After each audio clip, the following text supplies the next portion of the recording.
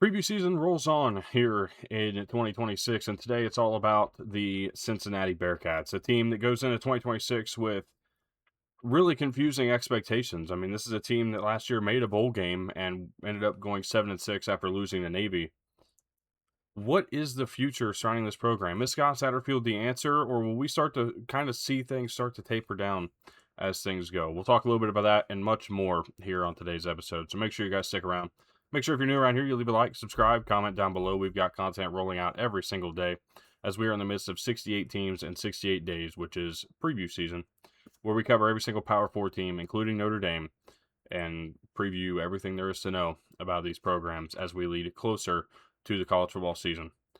It's been exciting. It's been a lot of fun, and the support has been incredible. I thank you guys so much for tuning into these, leaving comments, being a part of this community. It means a lot, and there's plenty of links down in the description, whether it's social media, whether it's Discord, whether it's our Spotify. I appreciate y'all for clicking on those and checking those out as well. It's just been a really fun time, and again, I thank y'all so much for being a part of it and tuning in. With all that said, we dig further into preview season, and now again talking about Cincinnati, a team that last year was okay. I mean, they were above 500 in Big 12 play. They were 7-6, so they finished above 500. They were a solid team. There was not too much to be really worried about. However, things did take steps backwards as time went on. Of course, this is a team that last year had Brennan Sorsby, Evan Pryor, and multiple others who are now no longer a part of this program. And there's a lot of replacement needing to be done, not only in the skill positions, but this defense replaces a lot as well. And there's a lot of question marks about how good can they be in 2026. There's a lot of question marks, I think, and there should be, about Scott Satterfield and how good the Cincinnati team can be with his leadership. While last year was okay and a 7-6 record was definitely more than people expected, it feels as though this team kind of continues to regress and fall into this point where maybe they're not quite as confident and maybe even not quite as good as people would like to see them. I felt like when they went to the Big 12, they were going to be a team that eventually kind of figured it out and started becoming a perennial contender in the conference. Things have not gone that direction so far, and they have the resources to do so.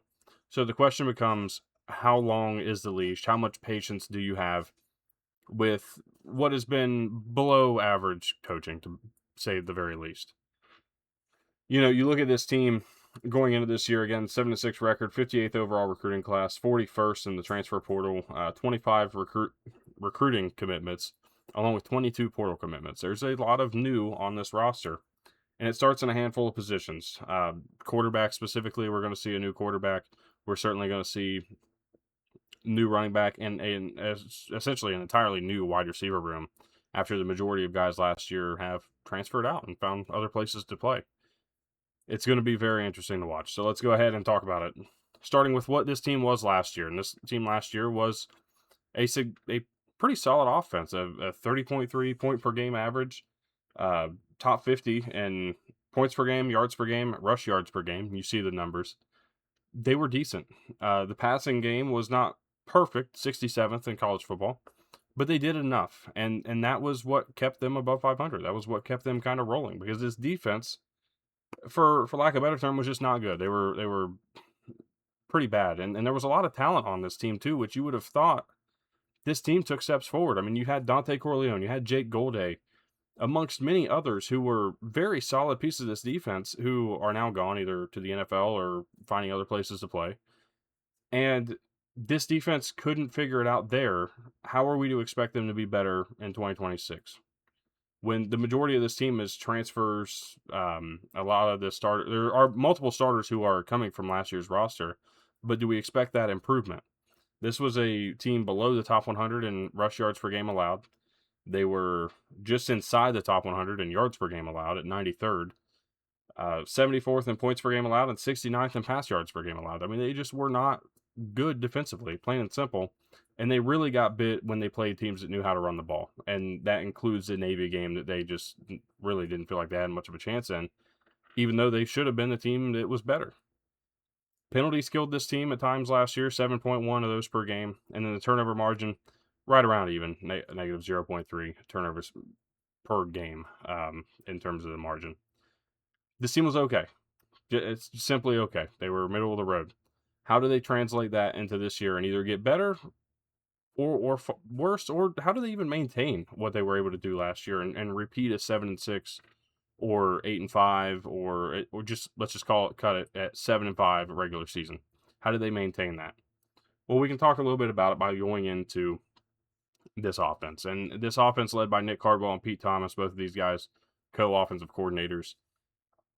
And it starts at quarterback. J.C. French comes over from Georgia Southern, and last year was very solid. 2,900 passing yards, 20 touchdowns, and 8 picks. Was really solid and what was a fun offense to watch. If you are a G6 sicko like myself, you watched a good bit of Georgia Southern football because they were a fun offense. J.C. French was able to throw the ball all over the yard. Arm strength is not a question. And really, the pass game is not a question for him. It may be a question of how many touchdowns can he produce and how much can he repeat a 3,000 passing yard season with this receiving room? I don't know.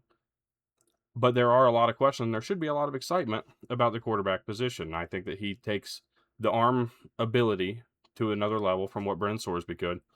The drawback, he's not a good runner. He's a pocket passer through and through. You might see him take off a little bit, but I don't think there's going to be too many designed QB runs in the playbook this year, which has been a bit of a staple under Scott Satterfield. So I wonder how this offense looks. They're not going to go Samaj Jones, and I don't think they're going to go Liam O'Brien, the Penn transfer. I think this is J.C. French or nothing at quarterback. You look at the running back position, and I talked about it. You lose Evan Pryor. Couldn't really bring anything crazy in the portal. Now, you do have Zylan Perry, who comes in from Louisiana. You have Jabran Payne from Notre Dame. But Zion Johnson, a redshirt freshman, is a guy that I think the future of this program sits around at the running back position. Had 100 yards rushing last year and a touchdown. Zylan Perry should be the number 2 running back. 680 yards last year, 8 touchdowns. It's a decent running back room, but it is a step down from what it was last year. And you'll notice kind of saying a lot of that early in this. There are a lot of steps down. The receiving room has a huge step down, and the biggest part of that is the fact that there is no Joe Royer in the tight end room. It's going to be Gavin Grover or Devin Zahersky. I think Devin Zahersky has a higher upside as a receiving tight end. Would love to see him in this offense, and it's possible that happens. But as of right now, looks like Gavin Grover will be the starter. At wide receiver, I think losing Caleb Goody is a bigger problem for this offense than they may realize. Now, J.V. Gibson comes over from Oklahoma, and we'll see what he's able to do. Had about 200 yards last year. Malachi Henry, 889 yards and 10 touchdowns last season. He could be a guy that could play pretty well. We'll see. He comes in from the portal with after a year at Central Arkansas. We'll talk about Lorenzo Fenner, who comes in from South Dakota. We'll also talk about Cade Wolford, who comes over from Kent State. But Isaiah Jack Johnson is the leading receiver returning to this roster from last year. 222 yards, 3 touchdowns. I mentioned Lorenzo Fenner. I think he's probably wide receiver 4, 1,000-yard receiver, 15 touchdowns last year for South Dakota. And then Cade Wolford, 509 yards and 7 touchdowns at Kent State. It's an okay receiver room, but I still think that it is a significant step down from what it was last year. And again, a big part of that is just when you don't have an NFL caliber tight end like Joe Royer, who was so good at that position, especially as a receiver, it's going to be tough. And I don't really know what the right answer will be. I don't know who, if anybody, can replace that kind of production, or if there's a conglomerate of people that can manage to replace that for production.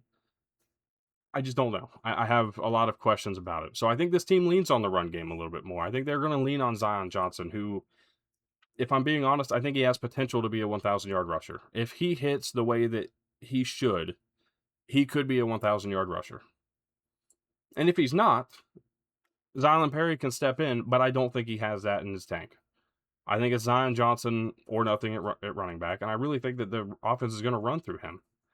You look at this offensive line, and the reason for me believing the offense runs through this run game is because of how good and how many returning snaps there are on this offensive line. And it all starts with a guy like Joe Cotton, who graded out really well in pass pro, had 770 snaps last year. He is the leading guy on this O-line.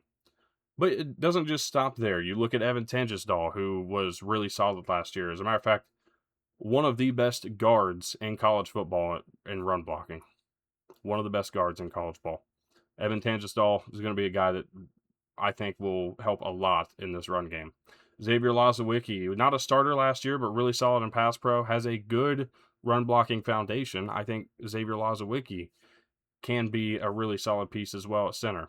Teron Tayo comes back, 766 snaps last year, graded really well in run blocking. You'll notice a trend over the middle there, really solid run blockers. And then you got Nolan Latulipe, who comes back, only 9 snaps last year, was a really solid pass blocker. I think his run blocking skills need some steps forward, but I'm not terribly concerned because he's playing tackle. I think that as long as his pass pro is solid and he's playing on the right side, so at the front-facing side for J.C. French, I'm not terribly concerned about that and the lack of experience. I think that'll be able to be worked through over the course of time. Behind them, there's not a lot of snaps. Judea Milan has the most snaps, 53 of them last year, and that's really it. I mean, Jake Wheelock had 9 and graded really well in the run blocking. I think that Jake Wheelock is a future star for this offensive line. He's just not there yet, not developed enough. I think that you look elsewhere, Grant Edgington had 23 snaps. Aiden Pastoriza had 7. There's just not a lot there for this team right now behind these starting 5. So if anybody gets hurt, questions are going to be there. I think if it's a guard, if it's Tangenstall or Tayo, which you don't want it to be anybody, but if it's Tangenstall or Tayo, Jake Wheelock folds in really well. And I think Wheelock is the number 1 offensive lineman that would step into any position or any role on this line should there be an injury. Just where we stand right now. But that's a look at the offense. Let's take a look on the other side of the defense. Defensive coordinator Nate Woody, and look, this is going to be an interesting thing, right? I'm very curious about what this team will be and how good and how much potential there is here. Look, there's not a lot of experience, and specifically not a lot of experience on the defensive line. Marquez Parker, Thomas Johnson, the 2 edge rushers, both of them. As a matter of fact, Parker, 19 tackles, 3.5 for loss, and 1.5 sacks. Thomas Johnson, when I was looking him up, had not a whole lot to show out of NC Central. It'll be interesting to see what happens there. You look behind them, Jalen White McLean had 17 tackles last year. Patrick Bauer, another guy that just didn't have a whole lot under his name. You look at the defensive tackle group, Elijah Gunn and Cam Rutherford. Gunn had 1 tackle last year. Rutherford did not play last year. You look at behind them, Chidera Otutu, who comes over from UTSA, 27 tackles, 2.5 for loss, 2.5 sacks. That might be defensive tackle number 3, might even jump into this lineup. You go to the linebacker room, and this is where things really pick up. Jonathan Thompson and Philip Maserowski were very solid last year. Maserowski coming over from, making sure I get this right, but I think it was NIU, and it was 87 tackles for Maserowski, 6.5 for loss, 2.5 sacks. I think there's going to be a lot of things that run through that Mike position. But Jonathan Thompson, a very athletic linebacker that I think can get around the field well and will play a really good brand of football. Returned 74 tackles from last year, 8.5 for loss, and 1 sack. You'll notice this linebacker room is filled with guys that can get into the backfield and can create a lot of plays, including sacks. Simeon Coleman from last year, 39 tackles, 1.5 for loss. Brian Sims III, 34 tackles, 3 for loss, 2 sacks. So a lot of guys that can get into the backfield and make some work. If you look elsewhere, Monte Whedon, who is going to play likely in the cat position, probably rotate with MJ Cannon, who is a transfer in from Bowling Green at corner. The cat position is a position that plays almost a hybrid slot corner / linebacker position. And you'll see Cannon and Monte Whedon in those positions. And I think that who you see will be dependent solely upon what the personnel is and what the other team likes to do. It's going to be solely dependent on film and how they prepare for the week. I have MJ Cannon on here, but Monte Whedon is a name that we should be keeping an eye on and how often he's used there. You look at the cornerback room, Daniel James, Jacob Finley. Finley is a more experienced player. Finley coming in from NIU as well. You got MJ Cannon coming over, 2 interceptions. He returns the second most interceptions of anybody from last season on this roster. The only person who had more, Jasper Beeler, had 3 last season. Talked about Jacob Finley. Daniel James, 15 tackles and 4 PBUs last year, but just really solid, developed really well over the offseason. Looked good in the spring. So I think they're excited to have him potentially be that number 1 corner. You look at MJ Cannon, there was also Kenny Worthy, KK Meyer, and then again, Monte Whedon I have in that room, but more so, he's just kind of, again, playing that cap position. That's where he landed. At safety, it's Antoine Peak and Jasper Beeler. I think this is a really good safety room. I actually like the amount of experience that's here. Peak, 59 tackles, 2.5 for loss, 1 sack, no interceptions. Jasper Beeler, 77 tackles, 2 for loss, and 3 interceptions. Beeler is clearly going to be the coverage safety. Peak is going to be the box safety. And we'll just kind of see what happens from there. This is going to be an interesting defense. I like the secondary. I think the pass coverage plays very similar to last year. The linebackers, I think, play really well. But if the front 4 cannot win at the line of scrimmage, it's not going to matter. This is a team that, again, struggled so bad last year that it's hard for me to feel as if they are going to be much better in that run game. Again, 108th in rush yards per game allowed defensively. 108th. It's just not good enough, and they're going to have to find a way to be better, because if they cannot win at the line of scrimmage, they are not going to win, period. It's just not the team that's going to be able to do it.